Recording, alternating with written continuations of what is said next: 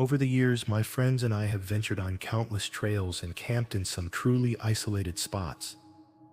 But there's one particular trip none of us will ever shake from our memories.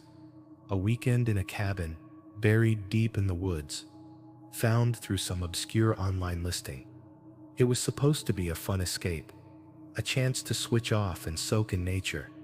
Instead, it became a nightmare that still haunts us to this very day. The plan was straightforward. Drive out to this ancient cabin we'd rented for next to nothing. Spend the weekend hiking, cooking over an open fire, and maybe share a few spooky stories. The listing had promised a rustic and secluded experience, which was exactly what we craved, a break from the daily grind. We set off early that Friday, the five of us squeezed into Aaron's old SUV, laughing and joking. As we plunged deeper into the countryside, the road twisted through quaint small towns and farmlands, then narrowed dramatically as we entered the dense forest, the trees forming a dark and closing tunnel around us. The further we went, the fewer signs of human life we saw. No houses, no power lines, just miles and miles of thick wood. Our GPS struggled, its signal fading as we ventured further and further off any known path. By the time we finally reached the cabin, the sun was already dipping below the horizon, painting long, eerie shadows across the clearing where the structure stood. It was an ancient, weather-beaten place, with peeling paint and a porch that sagged wearily. The windows were dark, and the whole cabin carried an air of abandonment, as if it hadn't seen visitors in ages. I distinctly remember a shiver tracing its way down my spine as I stepped out of the car, though I quickly dismissed it as merely the sudden drop in temperature. "Looks cozy," Aaron quipped, but I could detect a tremor of uncertainty in his voice. We all chuckled, a nervous, forced sound, meant to mask our growing unease. Something about that cabin felt inherently wrong, but none of us wanted to be the one to back out. So we grabbed our bags and headed inside. The interior was just as dilapidated as the outside.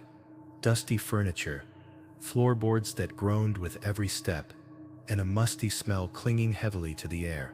The kitchen was tiny, with old appliances and a sink that appeared untouched for years. The living room featured a few mismatched, threadbare chairs and a worn couch, all facing a large stone fireplace that dominated one wall. A wooden staircase led up to a small loft containing a couple of cramped bedrooms. As we unpacked, I couldn't shake the feeling that we were trespassing, that we didn't belong there. The place was unnervingly quiet, the kind of silence that presses in on you, making every tiny sound seem amplified. But I kept my thoughts to myself, blaming it on nerves and the unfamiliar surroundings.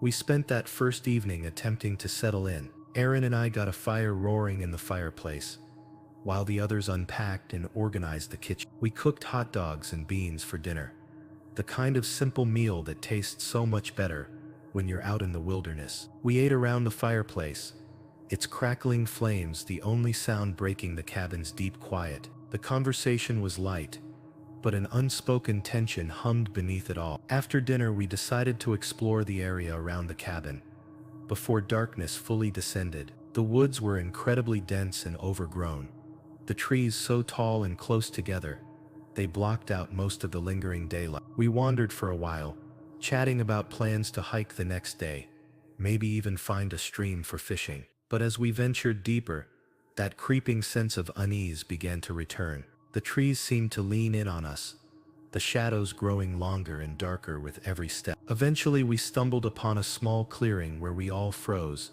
staring at what lay before us.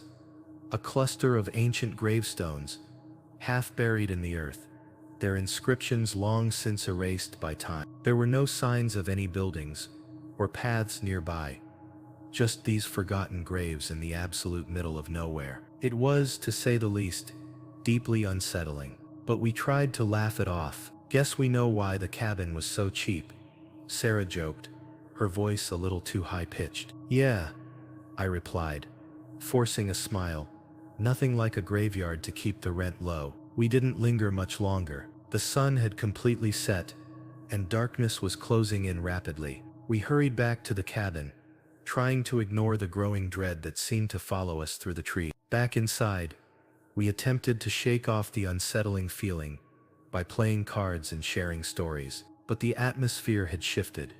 The firelight cast dancing shadows on the walls, making the old furniture look even more decrepit. Every creak of the floorboards, every gust of wind outside, made us jumpy, our nerves frayed. It felt as if the cabin itself was watching us. At some point we heard it, a faint noise coming from outside, like something or someone was moving around the cabin. It was a soft shuffling sound, almost like slow footsteps on the dirt. We all froze, the cards forgotten, our eyes darting to the windows. "Did you hear that?" I whispered, my heart thumping in my chest. Mark nodded, his face pale in the firelight. "Yeah, maybe it's just an animal." None of us truly believed that. The sound was too purposeful, too deliberate, too slow to be an animal. It circled the cabin, pausing every so often, then continuing. The silence inside became suffocating, broken only by the crackling fire. "Maybe we should check it out," Mike suggested,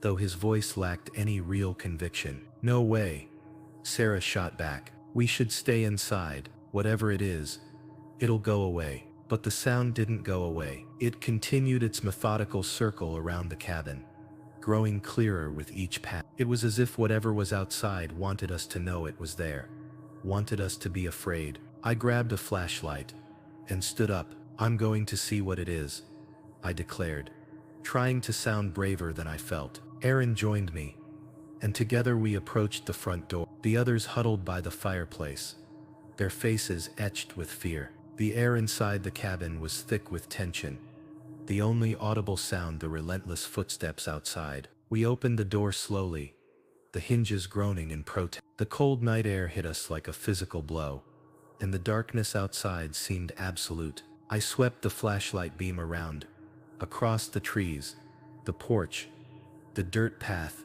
leading into the woods. But there was nothing, no sign of anyone or anything. Aaron and I exchanged a nervous glance, then stepped outside, the gravel crunching beneath our feet. The sound had stopped, but the silence was even more unnerving. We walked around the cabin, the flashlight casting long, eerie shadows, but we found nothing. No footprints, no signs of disturbance, just the endless, oppressive darkness of the woods. We went back inside, trying to convince ourselves that it had been nothing, just our imaginations playing tricks on us. But deep down, we knew something was terribly wrong. The atmosphere in the cabin had changed, the air heavy with an unspoken dread. We sat by the fire for a while longer, attempting to act normal, but the tension was unbearable. Eventually we decided to call it a night, hoping that sleep would erase the unease. We all agreed to sleep in the living room, none of us wanting to be alone in the small, dark bedrooms upstairs. We arranged our sleeping bags around the fireplace, its flickering flames providing the only source of light in the room. But sleep didn't come easily. I lay there, listening to the creaks and groans of the old cabin, every tiny noise making my heart race, my mind conjuring images of shadows moving just beyond the firelight. I could tell the others were awake too, their breathing quick and shallow, their bodies Then, just as I was starting to drift off, I heard it again, the sound of footsteps. This time, they were coming from above us, in the loft. The sound was unmistakable, slow, deliberate footsteps moving across the wooden floor directly above our heads. My heart stopped, my breath caught in my throat. I glanced at Aaron, who was wide-eyed, staring up at the ceiling. "Someone's up there," he whispered, his voice barely audible. I couldn't respond, too terrified to speak. The footsteps continued, pacing back and forth, as if whoever was up there was searching for something. The floorboards groaned under the weight, the sound loud in the profound silence of the night. We were all paralyzed with fear, too scared to move, too scared to even breathe. The footsteps moved to the top of the stairs, then stopped. For a moment, there was nothing but the crackling of the fire and our own panicked breathing. Then slowly, the footsteps began to descend the stairs. I don't know what came over me, but in that moment, I knew we had to get out. I sprang to my feet, my heart pounding, and grabbed the flashlight. "We need to leave now," I said, my voice trembling uncontrollably. The others didn't need convincing. We frantically scrambled to gather our belongings, our movements clumsy and uncoordinated. The footsteps continued down the stairs, growing closer with every passing second.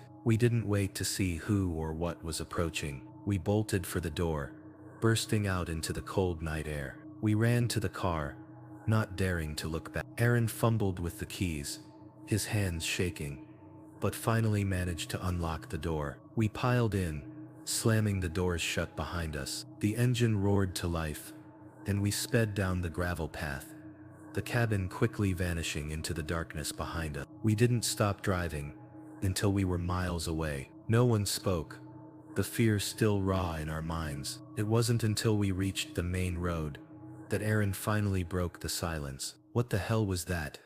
he asked, his voice still trembling. "I don't know," I replied, my heart still racing, "but I'm not going back to find out." None of us slept that night. We found a cheap motel in the nearest town and huddled together, trying to make sense of what had happened. But there were no answers, only the lingering fear and the vivid memory of those footsteps coming down the stairs. There's something about being out on the water that feels both incredibly peaceful and profoundly unsettling. The vast open expanse of a lake, the deep isolation, the way sounds carry effortlessly across the still surface. It's a place where you can feel utterly free, yet disturbingly exposed. I adore fishing, especially on remote lakes, where it seems the rest of the world simply ceases to exist. But after what transpired on that particular lake a few summers ago, I can't shake the feeling that some places are best left undisturbed. It was the very end of summer when my friend Mark and I decided to take a trip to a lake we'd heard about from a couple of locals in a nearby small town. It wasn't on any map, just a hidden spot tucked away deep in the woods, the kind of place where you wouldn't encounter another soul for miles. The locals had painted it as a fisherman's paradise: clear waters, abundant fish, and best of all, complete solitude. The drive there was long and winding, a road that twisted and turned through dense forests, where the trees formed a dark, arching tunnel above us. The sun was beginning to set as we finally arrived at the lake, bathing everything in a warm golden glow. The lake was even more stunning than I'd imagined, crystal clear, with the last rays of sunlight sparkling on its surface. The water was so incredibly calm, it looked like glass, perfectly reflecting the surrounding trees and sky. We quickly set up camp in a small clearing right by the shore, our tent facing the water. There was a slight chill in the air, the first subtle hint that summer was nearing its end.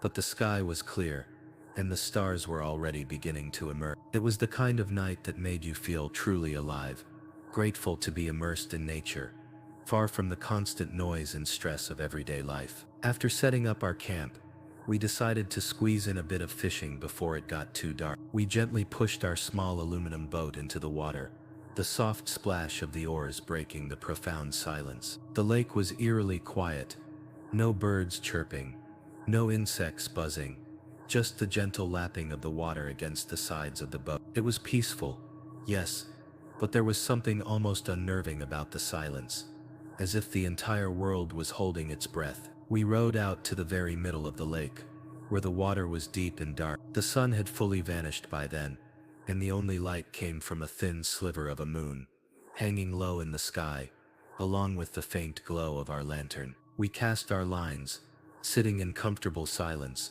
patiently waiting for a bite. That's when we noticed him. At first he was just a shadow on the distant shore, barely visible in the fading light. I initially thought it might be a trick of the light, or perhaps an animal moving through the trees. But then as I squinted closer, I realized it was a man. He was standing on the shore, perfectly still, just watching us. "Hey Mark," I whispered, trying not to sound alarmed.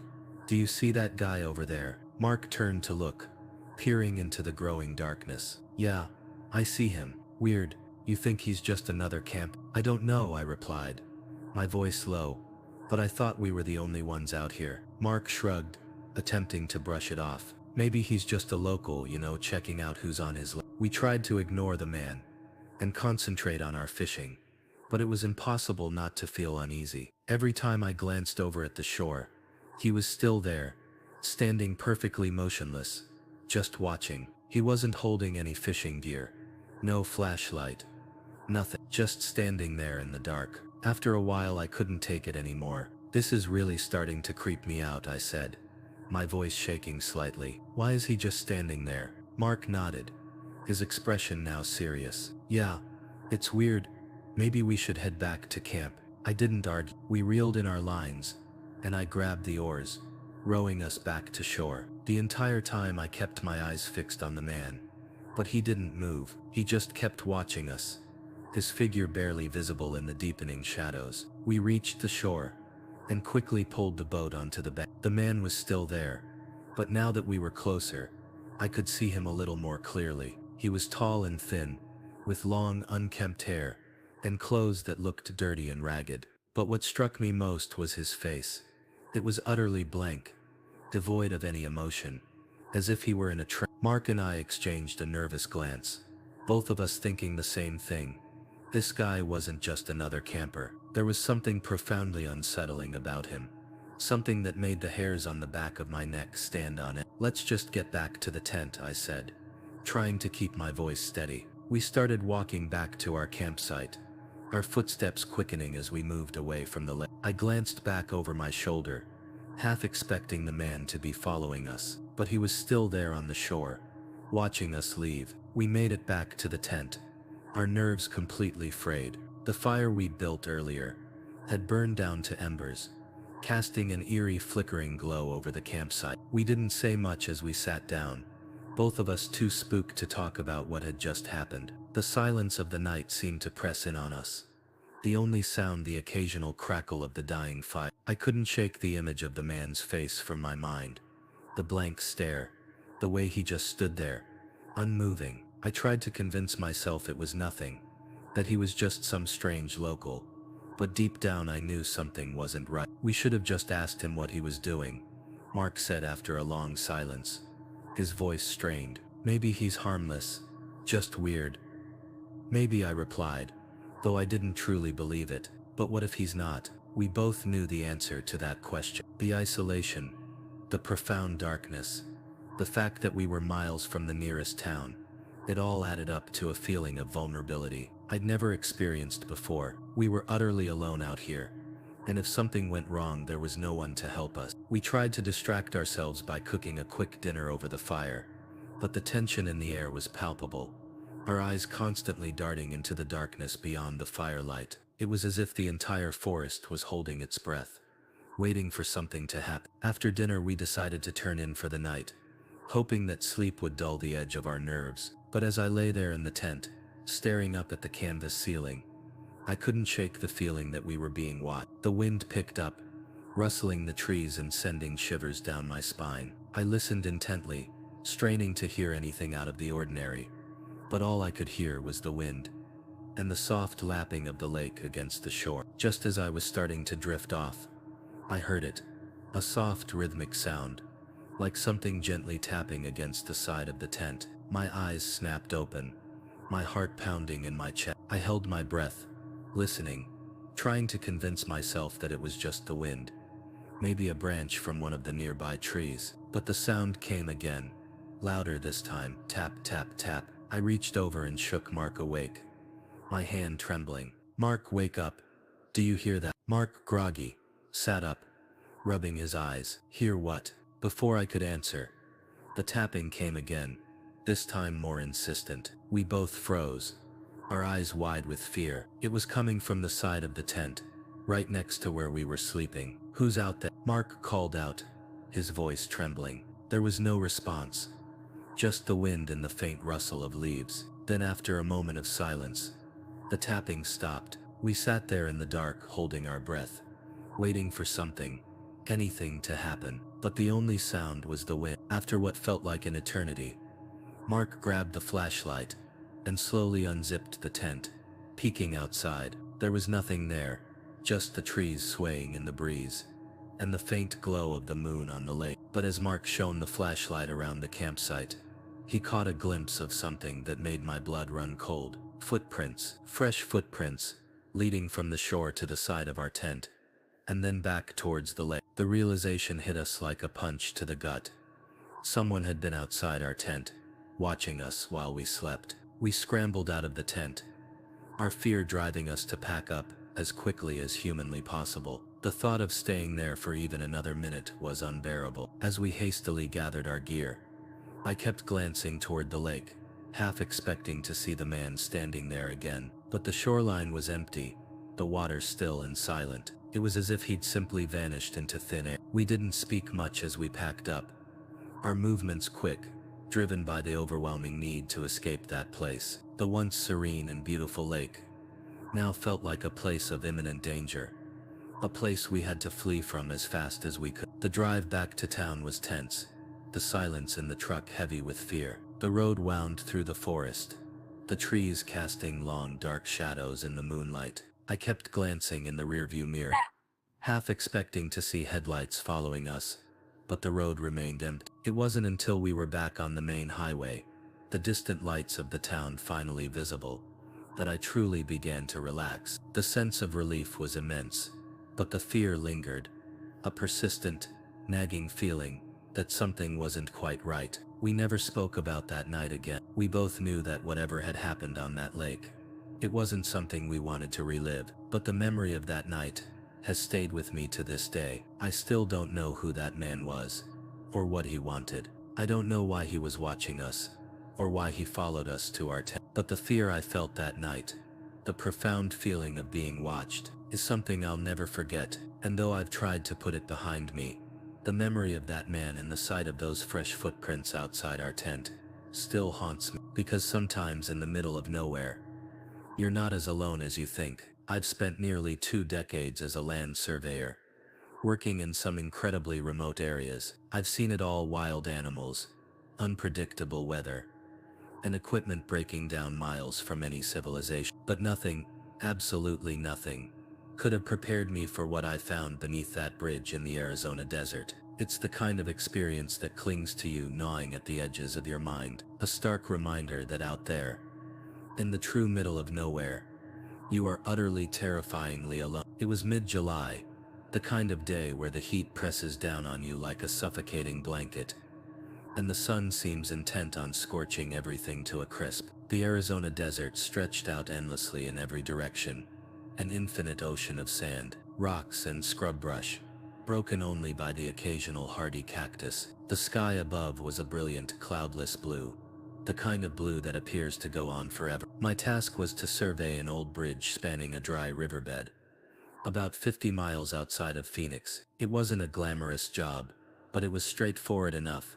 Check the structural integrity, measure the wear and tear, and ensure it still met safety code. The bridge itself was ancient, likely built sometime in the 1960s, and hadn't seen much traffic in years. Its isolation, far from any town or main road, made it perfect for someone like me who preferred working alone. I drove my truck down a dusty, narrow road that snaked its way through the desert, the tires kicking up clouds of red dust in my wake. The radio crackled with static, the signal fading in and out as I moved further from civilization. I didn't mind the quiet though. In fact, I savored it. Out here there was nothing but the sound of the wind and the occasional cry of a hawk circling high above. I reached the bridge around midday, the sun directly overhead, baking the earth below. I parked my truck by the side of the road, grabbed my gear, and began my routine inspection. The bridge looked definitely worse for wear. Rusted metal beams, prominent cracks in the concrete, and a thick layer of dust and grime that clearly hadn't been disturbed in years. As I moved under the bridge to check the supports, I noticed something highly unusual: a large dumpster, tucked away deep in the shadows beneath the structure. It was a bizarre sight, completely out of place in the vast empty desert. I couldn't fathom why anyone would leave a dumpster out here, especially in such a remote spot. Curiosity got the better of me, and I decided to take a closer look. The dumpster was old and heavily battered, covered in rust and faded graffiti. A faint, unpleasant odor wafted from it, like something had been slowly decaying inside for a very long time. I hesitated for a moment, then carefully lifted the lid, half expecting to find nothing but ancient trash. What I saw instead made my blood run cold. Inside the dumpster were piles of torn clothes, dirty blankets, and what looked like empty food containers. It was clear someone had been living here, using the dumpster as a makeshift shelter. But there was something else, something that sent a shiver down my spine. Among the debris were strange, crude drawings scratched into the metal walls. They depicted distorted faces, twisted bodies, and symbols I didn't recognize. My first thought was that some drifter had taken up residence here, someone down on their luck, using this desolate spot as a place to hide from the world. It wasn't unusual to come across homeless camps in remote areas, but this felt different, more desperate, more unhinged. I backed away from the dumpster, my heart pounding in my chest. I'd seen enough. I just wanted to finish my inspection and get out of there. I tried to shake off the deep unease that had settled over me, focusing intensely on the task at hand. But as I worked, I couldn't help but glance back at the dumpster, half expecting to see someone emerge from the shadows. That's when I heard it, the distinct sound of footsteps crunching on gravel. I froze, every muscle in my body tensing as the footsteps grew louder, close. I scanned the entire area, my eyes darting from the bridge to the vast surrounding desert, but I saw no one. The sound stopped, and for a moment, there was only the wind whistling through the dry riverbed. Then, out of the corner of my eye, I caught movement. A figure stepped out from behind the dumpster. A man. His clothes were filthy and ragged, his hair wild and matted. He was tall, gaunt, with a crazed, unsettling look in his eyes. He stared at me for a moment, his expression unreadable, then began to move toward me. My heart leaped into my throat. I didn't know what this man wanted, but I knew I absolutely did not want to stick around to find out. I quickly backed away, trying to keep some distance between us, but he kept coming, his pace quickening with every step. "Hey," I called out, my voice shaking despite my efforts to stay calm. "I'm just doing my job here. I'll be out of your way in a minute." But he didn't respond. His eyes were locked on me, and there was something in his gaze that sent a fresh wave of terror crashing over me. Something wild, unhinged, like he was barely clinging to reality. My mind raced, trying to figure out what to do. My truck was parked only a few yards away, but the man was directly between me and it. I didn't want to turn my back on him, but I knew I couldn't stay here. The survey, the job, none of that mattered anymore. All I cared about was getting out of there in one piece. Then he spoke, his voice low and guttural. "This is my place," he slurred, his words broken. "You shouldn't be here." "I'm sorry," I said, keeping my tone as calm as I possibly could. "I didn't know. I'll leave right now." "Okay." But he didn't stop. He kept coming, his hands clenching and unclenching at his sides, his eyes wild with an emotion I couldn't comprehend. I took another step back, my heart hammering in my chest. The distance between us was closing fast, and I knew I had to. Without thinking, I reached for the revolver I kept holstered at my side, a precaution I always took when working in such remote areas. My hand trembled as I pulled it out and aimed it at the man, my finger hovering over the trigger. "Stop," I shouted, my voice cracking. "Don't come any closer." The man froze, his eyes widening as he saw the gun. For a moment I thought he might back down, that he might realize the situation had escalated too far. But then he did something I didn't expect. He smiled, a twisted, eerie grin that sent chills down my spine. "You think that's going to help you?" he sneered, taking another step forward. "Out here, you're just as alone as I am." I didn't wait to find out what he meant by that. I fired a warning shot into the ground at his feet, the loud crack echoing through the empty desert. The man flinched, but he still didn't stop. He kept coming, his smile widening, his eyes gleaming with some dark, malicious intent. Panic surged through me. I knew I couldn't take my eyes off him, but I also knew I couldn't stay here. I took a deep breath, steeled myself, and made a break for it. I sprinted toward my truck, not daring to look back, my heart pounding in my ears. I reached the truck, yanked the door open, and threw myself inside. My hands fumbled with the keys, but I finally managed to start the engine. As I slammed the door shut, I caught one last glimpse of the man, standing by the dumpster, watching me with that same chilling smile. I floored the gas pedal and sped down the dusty road, the tires kicking up clouds of sand behind me. I didn't stop until I was miles away, the bridge nothing but a distant memory in the rearview mirror. I never went back to that site. I reported the incident to my supervisor, who sent someone else to finish the job. I don't know what happened to the man under the bridge, and frankly, I don't want to know. All I know is that I came perilously close to something dark that day, something that could have ended very differently. Even now, I still think about that day. I still see the man's face, that twisted smile in my nightmare. And every time I find myself in a remote area, I can't help but glance over my shoulder, half expecting to see him standing there, waiting, watching. The experience under that bridge taught me a lesson I'll never forget. When you're alone in the middle of nowhere, you are vulnerable in ways you can't even begin to imagine. The isolation, the profound emptiness, it plays tricks on your mind, makes you question what's real and what isn't. And sometimes, you encounter things that remind you just how thin the line between safety and extreme danger truly is. So if you ever find yourself in the middle of nowhere, remember this story. Stay aware, stay cautious, and most importantly, stay safe, because out there, you're on your own, and you never truly know what might be lurking just out of sight. I've stayed in all sorts of motels over the years, from the cozy and charming to the utterly run down and questionable. But there's one particular motel I stayed at a few years ago that I'll never ever forget. It was a small, isolated place, located off a lonely stretch of highway, deep in the middle of nowhere. I hadn't planned on stopping there, but after driving for endless hours with no sign of civilization, I really didn't have much choice. I just desperately needed a place to rest for the night. What I found instead was a nightmare that still haunts me to this. I'd been driving for hours, trying to reach the next town before calling it a night, but the road seemed to stretch on forever, winding through miles of empty fields and dense forest. The headlights of my car barely cut through the oppressive blackness, with only the occasional signpost or abandoned barn hinting that I was still on the correct path. When I finally spotted the flickering neon sign for the motel, a wave of profound relief washed over me. It wasn't much, a small single-story building with just a handful of rooms, a few old cars parked out front, and a faded sign that dimly sputtered vacancy. The place looked like it hadn't been updated in decades, with paint peeling from the walls and grimy, cracked windows. But I was too utterly exhausted to care. All I needed was a place to sleep, somewhere to rest my head before continuing my journey in the morning.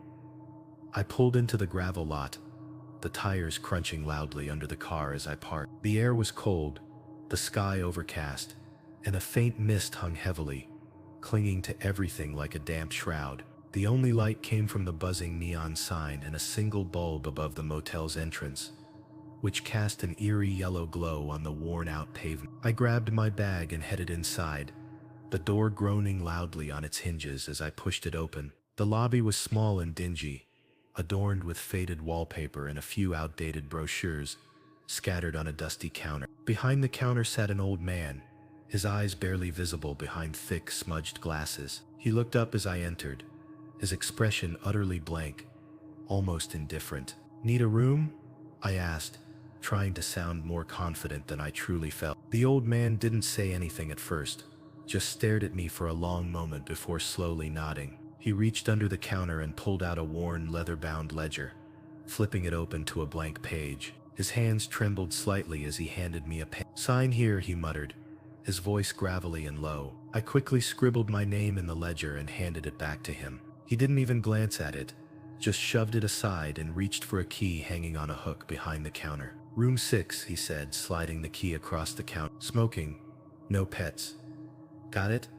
"Got it," I replied, taking the key. "Thanks." He didn't respond, just continued to stare at me with that same blank, unnerving expression as I turned and headed back outside. Room 6 was at the far end of the building, right next to a thick line of trees that bordered the property. The door was old and chipped, the number barely visible, but the key turned easily enough in the lock. The room inside was precisely what I expected: small, with a sagging bed, a rickety dresser, and a tiny TV mounted on the wall. The carpet was stained, the wallpaper peeling, and the entire place smelled faintly of moldo. But it was warm, and after the long, grueling drive, it was enough. I tossed my bag onto the bed and sat down, the mattress creaking under my weight. I grabbed the remote and flicked on the TV, but all I got was static. Sighing, I turned it off and glanced around the room, noticing a small door to the side that I assumed led to the bathroom. I walked over and pushed it open, revealing a cramped, outdated bathroom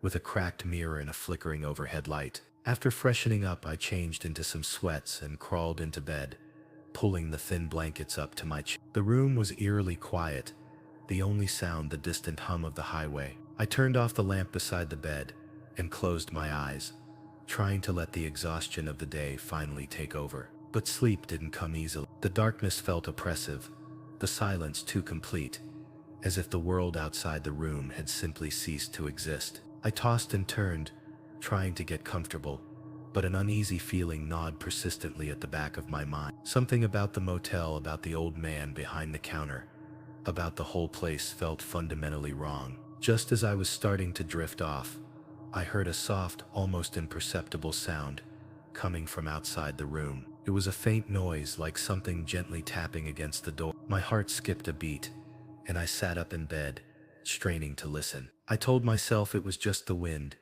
maybe a branch from one of the nearby trees, brushing against the door. But the sound was too deliberate, too steady. It wasn't random, it was intentional. I felt a chill run down my spine, and my hands shook as I reached for the lamp. The light flickered on. I stared at the door, my heart pounding in my chest, the tapping sound still echoing in my ear. I didn't want to get up, didn't want to see what was causing the noise, but I knew I wouldn't be able to sleep until I did. Slowly, I swung my legs over the side of the bed, my feet hitting the cold floor. I crept toward the door, my breath shallow, every nerve in my body screaming at me to stop, to turn back. But I didn't. I reached the door and placed my hand on the cold doorknob, hesitating for just a moment before turning it and pulling the door open. The night air rushed in, cold and damp, but there was nothing there, just the empty parking lot, the gravel gleaming faintly in the light of the distant neon sign.